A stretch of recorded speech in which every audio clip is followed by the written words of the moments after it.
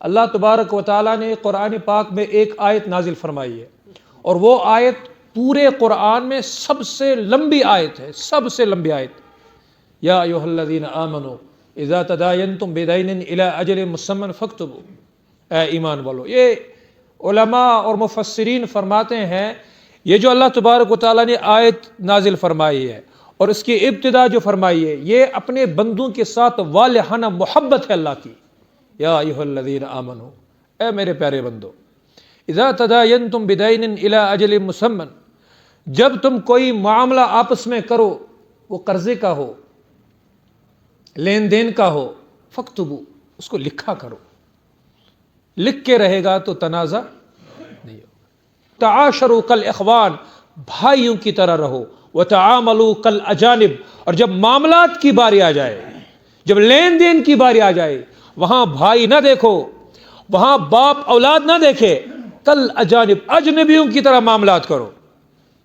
اگر اس کا شروع سے ہی لحاظ رکھیں گے تو واللہ ایک کیس بھی عدالت میں نہیں جائے گا، پھر جوتے نہیں گھسنے پڑیں گے، پھر منتیں نہیں کرنی پڑیں گی، پھر ایک دوسرے کا گریباں نہیں پکڑنا پڑے گا۔ اب ہمارے معاشرے میں اس کو معیوب سمجھا جاتا ہے، عیب سے سمجھا، کیا کہ باپ اور بیٹا ایک ساتھ کام کرے اور باپ اپنے بیٹے سے یا بیٹا اپنے باپ سے کہے کہ ہم یہ کام کس حیثیت سے کر رہے ہیں۔ میں چند مثالیں دوں گا کہ جب معاملات کی صفائی پہلے سے نہیں کی جاتی ہے، اخیر میں اس کا نتیجہ کیا نکلتا ہے۔ مثلا باپ ایک دکان چلاتا ہے، ایک تجارت چلاتا ہے، ایک کاروبار چلاتا ہے۔ اب اس کے 2-3 بیٹے ہیں۔ بڑا بیٹا ظاہر سی بات ہے وہ جب پڑھ لکھ کے یا بنا پڑھے لکھ کے بعد میں وہ اپنے باپ کے ہی ساتھ کام پہ چلا جاتا ہے۔ اب وہ کام کر رہا ہے۔ 2 بیٹے چھوٹے ہیں، کوئی پڑھ رہا ہے، کوئی مزدوری کر رہا ہے، کوئی جاب کر رہا ہے۔ باپ بھی پیسہ لگا رہا ہے گھر پہ، بیٹا بھی لگا رہا ہے گھر پہ۔ یہ جو پڑھائی کر رہا ہے یہ کچھ نہیں لگا رہا ہے، ان پہ لگ رہا ہے۔ والد صاحب کا انتقال ہو گیا، اب دکان پہ کون بیٹھتا ہے؟ اس کا بڑا بھائی۔ کس حق سے؟ جو ہی والد صاحب کا انتقال ہو گیا، اب وراثت تقسیم۔ اچھا، ویسے ہی معاملات چلتے رہتے ہیں۔ نتیجہ جب ابھی ان کے اندر بھائی چارہ ہوتا ہے، جب بڑے ہو جاتے ہیں، ان کی اولادیں ہو جاتی ہیں، ان کے گھر بستے ہیں، اب اختلافات شروع ہو جاتے ہیں۔ اب بڑا بھائی کہتا ہے کہ میں نے تو محنت کیا اس دکان پر، لہذا یہ میرا۔ چھوٹے سے کہا جاتا ہے تو نے کچھ کمایا نہیں، تو نے اس مکان پہ لگایا ہی نہیں کچھ، تو تب تک پڑھ رہا تھا، لہذا تیرا اس مکان میں کوئی حصہ ہے ہی نہیں۔ نتیجتاً یہ کیس چلا جاتا ہے عدالت۔ کون؟ بھائی بھائی کے خلاف، والدین اولاد کے خلاف، بھائی بہن کے خلاف۔ کیوں؟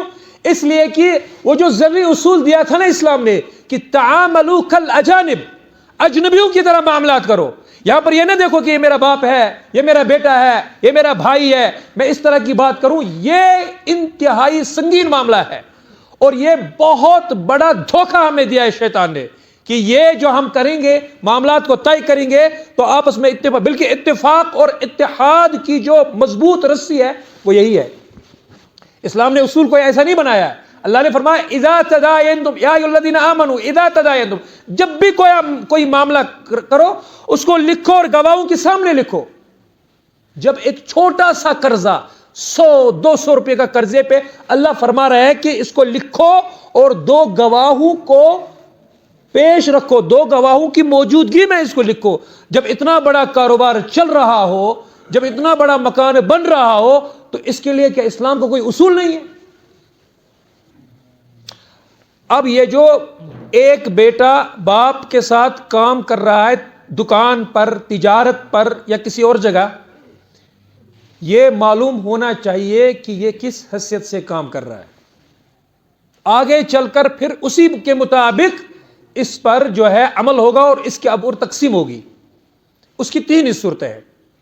نمبر 1، یہ اپنی باپ کی مدد کر رہا ہے، ایک باپ ہونے، ایک بیٹا ہونے کی حیثیت سے، لہذا اس کا اس دکان میں کوئی حصہ نہیں ہے. یہ سارا کا سارا والد صاحب کا ہے. والد صاحب کا انتقال ہو جائے گا, سارے بچوں میں یہ برابر برابر تقسیم ہوگی, جس طرح کی اسلام نے بتا دیا ہے. نمبر 2, یہ وہاں پر سیلز مین ہے. باپ کو سیلز میں رکھنا تھا, اس نے اپنے بیٹے کو رکھ دیا, لیکن اس صورت میں یہ طے ہونا چاہیے اس کی تنخواہ کیا ہے. نمبر 3, یہ اس دکان میں شریک ہے, حصے دار ہے, تو اس صورت میں لازمی ہے کہ بیٹا بھی اپنی جیب سے کچھ پیسہ اس دکان میں لگا لے, تب وہ شریک بن سکتا ہے. ان تینوں میں سے جب ایک باپ اپنے بیٹے کو دکان پہ لاتا ہے, ان کا خیال نہیں رکھا جاتا. اب اگر اسلام کی روح سے اس کا آگے چل کر تقسیم ہوگی تو کیا سمجھ کے کریں گے؟ بیٹا کہہ رہا ہے کہ میں نے کام کیا ہے, کس نیت سے کام کیا ہے, کس حیثیت سے کام کیا ہے, نتیجتاً تنازعات کھڑے ہو گئے. ایک مکان بن رہا ہے, باپ مکان بنا رہا ہے, ایک بیٹا ملازم ہے, وہ اپنی حیثیت سے دے رہا ہے, ایک پرائیویٹ جاب کر رہا ہے, وہ اپنی حیثیت سے دے رہا ہے, ایک مزدوری کر رہا ہے, وہ بھی اپنی حیثیت سے دے رہا ہے, ایک پڑھ رہا ہے, وہ کچھ نہیں دے رہا ہے. مکان بن گیا, والد صاحب کا انتقال ہو گیا یا والد صاحب کی موجودگی میں, یہ مکان کس کا ہے؟ کون فیصلہ کرے گا کس کا ہے؟ جب پتہ ہی نہیں ہے, جب یہ بات پتہ ہی نہیں ہے, بیٹوں نے جو پیسہ لگایا, ایک نے 1000 لگایا, ایک نے 500, ایک نے 200, کس حصے سے لگائے؟ اگر وہ باپ کی مدد کر رہا ہے, اس کی ہیلپ کر رہا ہے, یا اس کو تحفتاً دے رہے ہیں کہ باپ مکان بنا رہا ہے, ہم اس کی اس میں تحفہ دے رہے ہیں, پھر یہ باپ کا ان میں سے کسی کا نہیں, چاہے کسی نے 1000 دیا ہو, 500 دیے ہو یا 200 دیے ہو, اس کی کوئی حیثیت نہیں ہے. اگر یہ سمجھ رہے ہیں کہ والد صاحب مکان بنا رہا ہے اور ہم بھی اس میں شریک ہے, تو 1000 والے کا اتنا ہی فیصد ہے, 500 والے کا اتنا ہی ہے, اور 200 روپے والے کا اتنا ہی ہے, اس کی قیمت بڑھتی جائے گی, ان کا حصہ بھی بڑھتا جائے گا.